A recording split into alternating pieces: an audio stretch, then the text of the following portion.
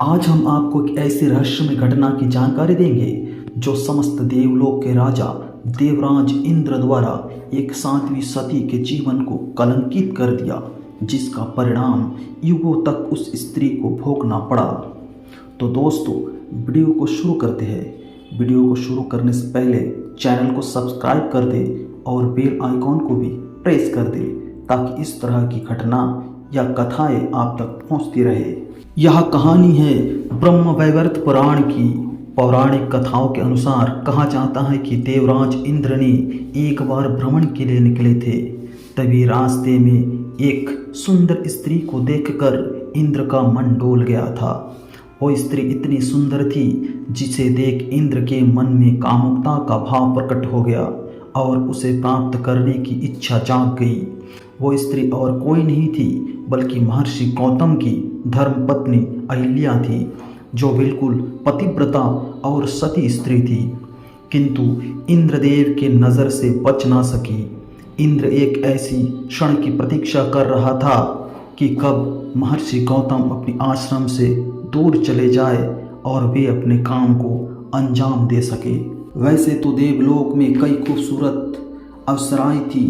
वे जब भी चाहते किसी भी अप्सरा के साथ सहवास कर सकते थे, मगर अहिल्या की सुंदरता उन्हें भा गई। इंद्र अहिल्या के साथ संबंध बनाने के तरकीब सोच रहे थे।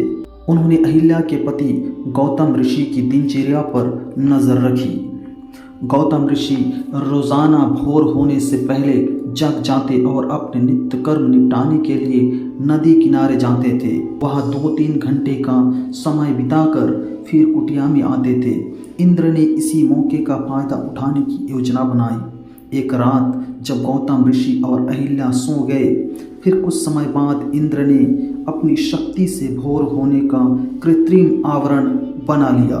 ऋषि गौतम को लगा कि सुबह होने को है। वे रोजाना की तरह उठ गए और नित्य कर्म के लिए निकल पड़े। तभी इंद्र गौतम ऋषि का वेश धारण कर कुटिया में प्रवेश किया। अहिल्या को लगा कि उनके पति नित्य कर्म से निपटकर आ गए हैं। फिर इंद्र ने गौतम ऋषि के भेष में अहिल्या से प्यार भरी बातें की और उसके साथ संबंध बना लिए।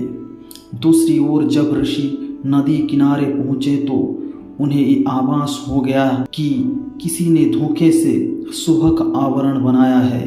वे तुरंत अपनी कुटिया में पहुँचे, जहाँ उनके भेष में इंद्र उनकी पत्नी के साथ सो रहे थे। उन्होंने अहिल्या को पत्थर बनने का श्राप दे दिया। वही काम वासना के मुंह में गिरे इंद्र को भी श्राप दे दिया कि उसके शरीर पर 1000 योनियां उग जाएगी। वह चाहकर भी किसी स्त्री के साथ संबंध नहीं बना पाएंगे। देखते ही देखते इंद्र के पूरे शरीर पर योनियां उभर आई। इंद्र को अपनी गलती का एहसास हुआ और उन्होंने गौतम ऋषि से क्षमा याचना की। ऋषि ने इंद्र को माफ कर दिया, लेकिन कहा कि एक बार श्राप दे दिया इसलिए वापस नहीं हो सकता। हालांकि ऋषि गौतम ने कहा कि इंद्र के शरीर पर उभरी ये योनियां आँखों में बदल जाएगी। इस वजह से इंद्र के शरीर पर आंखें ही आंखें उभर आई। तभी से इंद्र का एक नाम सहस्रलोचन भी है। दूसरी तरफ अहिल्या ने भी गौतम ऋषि से कहा कि उन्हें बिल्कुल भी ये एहसास नहीं हुआ कि उनके भेष में कोई और शख्स उनके साथ सोया है। इसमें उनकी कोई गलती नहीं थी।